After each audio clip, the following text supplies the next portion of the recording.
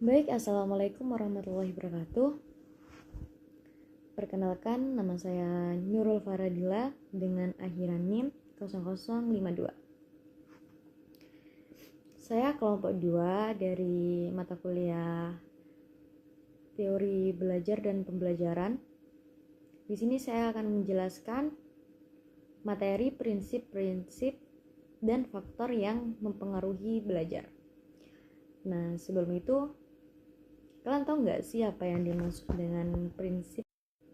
Nah, pedoman itu asas atau dasar yang menjadi pedoman kita untuk melakukan suatu tindakan atau juga bisa dalam mengambil sebuah keputusan.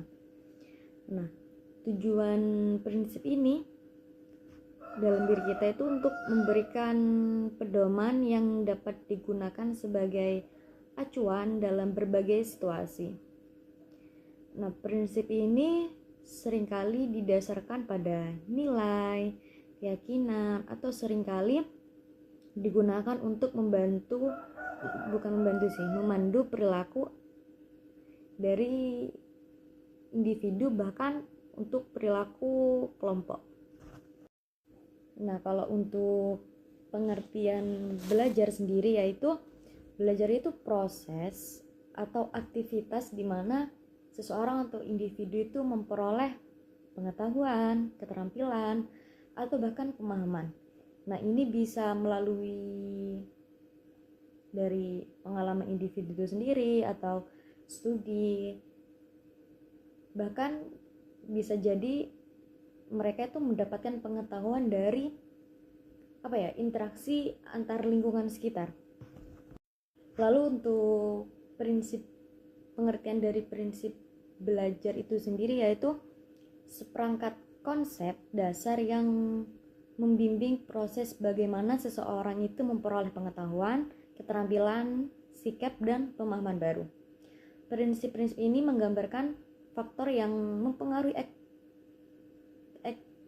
efektivitas pembelajaran dan memberikan landasan bagi pengembangan strategi pembelajaran yang efektif. Dalam konteks pendidikan, memahami prinsip-prinsip belajar adalah kunci untuk merancang pengalaman pembelajaran yang memotivasi, menarik, dan efektif bagi anak-anak atau pelajar. Lalu di sini saya akan menjelaskan 6 prinsip belajar menurut kitab Ta'lim Muta'alim. Yang pertama itu adanya kesiapan dari diri, itu kesiapan emosional, kesiapan fisik, kesiapan sosial, di mana seseorang yang belajar itu harus benar-benar siap dari dalam dirinya sendiri, baik dari materi. Kayak misalkan gini, anak SD itu kayak harus bener-bener emang dikasih materi anak SD, kan nggak mungkin anak SD itu dikasih materi yang untuk anak SMA, untuk anak kuliah. Nah, itu kan mereka belum siap untuk mendapatkan materi di tahap itu. Jadi prinsip belajar ini harus benar-benar siap dari segi umur juga. Kayak nggak bisa langsung loncat-loncat tuh nggak bisa. Jadi harus benar-benar dia tuh menyiapkan diri. Nah, yang kedua yaitu ada cerdas. Pengertian cerdas sendiri itu di mana seseorang itu mudah beradaptasi di setiap situasi. Kayak misalkan orang cerdas itu mudah banget untuk menjawab soal-soal yang dadakan. Berbeda sama orang yang sedikit kurang cerdas kan. Kayak misalkan kita nih orang cerdas, terus tiba-tiba ada orang yang tanya 9 kali 9 berapa gitu. Nah, orang yang cerdas itu lebih mudah menjawab dan mungkin dia lebih spontan untuk menjawab daripada orang yang emang yang kecerdasannya tuh kurang gitu. Nah, yang ketiga itu ada prinsip kita itu harus sabar. Nah, orang yang belajar atau orang yang menuntut ilmu itu harus sabar. Kan nggak mungkin kan kalau misalkan kita kalau nggak sabar tuh nggak bisa. Misalkan gini, kita dapat tugas dari guru, dari dosen. Nah, kita kalau nggak sabar bisa jadi tugas kita itu nggak dikerjain, terus kayak terus tiba-tiba aja kita itu bisa, kalau nggak sabar nih ya, bisa keluar dari sekolah atau berhenti atau emang bolos. Nah, itu harus dihindari. Jadi kita dalam menuntut ilmu atau belajar kita harus sabar. Nah, yang keempat itu ada mengorbankan biaya. Nah, untuk belajar sendiri kan kita tuh nggak bisa pure semuanya gratis kan. Kita harus mengeluarkan biaya. Meskipun kita sekolah nggak bayar, kalau misalkan kita sekolah di negeri itu kan nggak bayar. Nah, tapi kan kita harus membayar seragam, membayar buku, beli buku, terus kayak kita juga mengeluarkan uang saku untuk jajan. Nah, kalau misalkan kita nggak niat untuk belajar, kita enggan gitu untuk mengeluarkan biaya. Bahkan ada yang berpikiran gini, ngapain belajar, ngapain sekolah, ngabisin uang gitu. Nah, itu kan nggak baik, nggak patut dicontoh. Apalagi kita belajar itu dari TK ya, TK sampai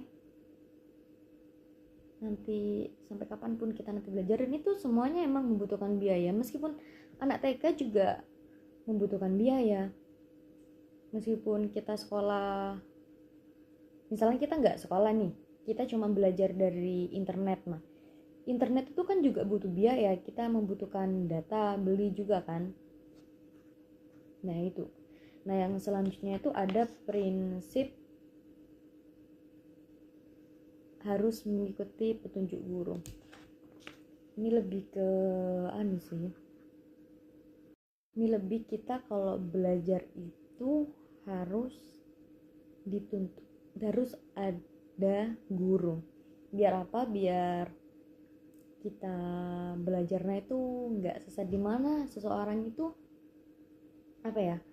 jika membaca sesuatu itu pasti mereka memiliki kesimpulan berbeda-beda. Antara orang satu dan orang lain itu berbeda-beda. Jadi untuk menghindari dari kesesatan, nah kita harus adanya orang yang benar-benar ahli di bidang ilmu tersebut. Jadi kita menghindari kesesatan, jadi kita harus benar-benar mendapatkan guru yang sudah ahli. Lalu yang keenam itu prinsipnya itu ada panjangnya proses belajar. Nah, proses belajar itu sangat panjang, dimana kita baru lahir sampai meninggal nanti, itulah proses belajar. Belajar itu bukan hanya di sekolah ya, kayak kita dari kecil aja udah belajar ngomong, udah belajar jalan, itu aja udah termasuk dengan belajar. Jadi proses belajar itu benar-benar panjang gitu loh. Jadi kita jangan menyia-nyiakan kesempatan belajar ini. Nah, itu adalah prinsip belajar menurut kitab Ta'lim Muta'alim. Nah, selain itu saya nggak cuma mau jelasin prinsip-prinsip belajar aja, tapi saya juga akan menyebutkan beberapa faktor yang mempengaruhi belajar. Saya akan menyebutkan 2 faktor, yaitu faktor pendorong dan faktor penghambat dari belajar. Nah, saya akan menjelaskan faktor yang mendorong kita untuk belajar. Nah, yang pertama itu adanya motivasi. Apa sih yang dimaksud dengan motivasi itu? Motivasi itu adalah dorongan yang ada dalam diri kita untuk melakukan suatu tindakan yang emang benar-benar kita itu ingin. Nah, besar kecilnya motivasi itu tergantung pada kebutuhan diri kita.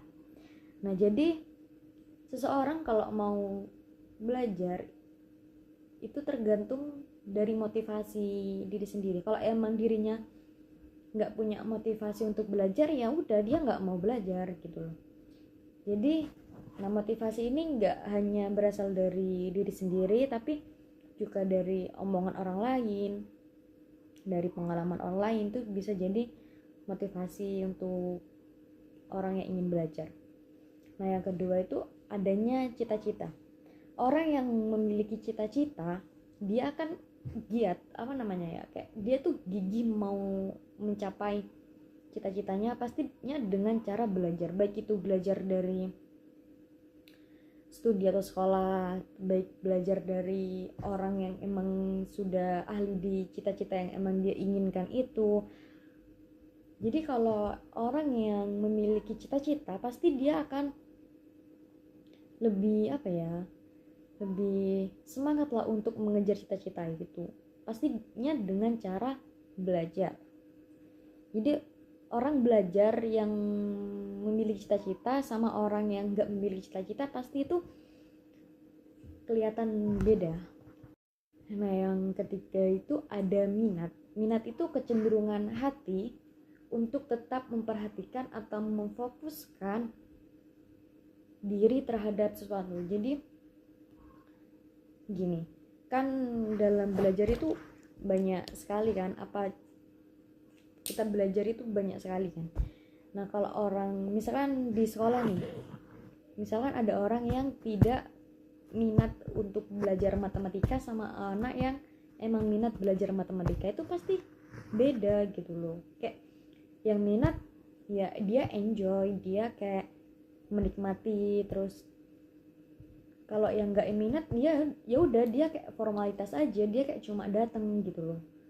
Beda banget sama yang minat. Nah, yang keempat tuh ada bakat.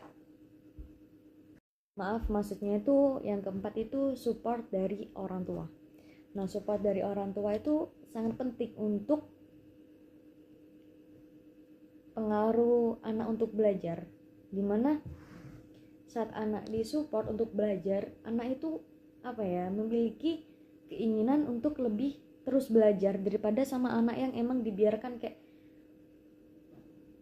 anak itu mau belajar nggak belajar, orang tuanya tuh nggak peduli. Jadi anak tuh ya udah mending nggak belajar, toh mereka juga nggak peduli gitu. Jadi support dari orang tua itu emang benar-benar penting untuk mendorong diri untuk belajar. Nah, untuk faktor penghambat belajar itu yang pertama itu yang saya sudah sebutkan tadi, tidak adanya cita-cita. Jadi orang yang tidak memiliki cita-cita, dia akan malas untuk belajar, kayak ya udah dia nggak punya tujuan hidup untuk belajar gitu loh. Nah, yang kedua kurangnya biaya. Nah, sudah dibahas tadi di prinsip belajar bahwa belajar itu membutuhkan biaya yang nggak bisa dibilang sedikit juga kan. Jadi yang orang yang memiliki kekurangan biaya itu bisa menghambat proses belajarnya, karena mereka itu jangankan untuk biaya belajar, untuk makan aja susah. Jadi kayak ya udah banyak anak yang kurang mampu itu putus sekolah, terus kayak lebih mementingkan kerja daripada belajar ya. Nah, yang ketiga itu kondisi lingkungan yang kurang mendukung. Contoh lingkungan yang kurang mendukung itu kayak di lingkungannya itu banyak sekali anak yang nggak melanjutkan sekolah. Pasti anak yang tinggal di lingkungan yang seperti itu, mereka kan ikut gitu loh.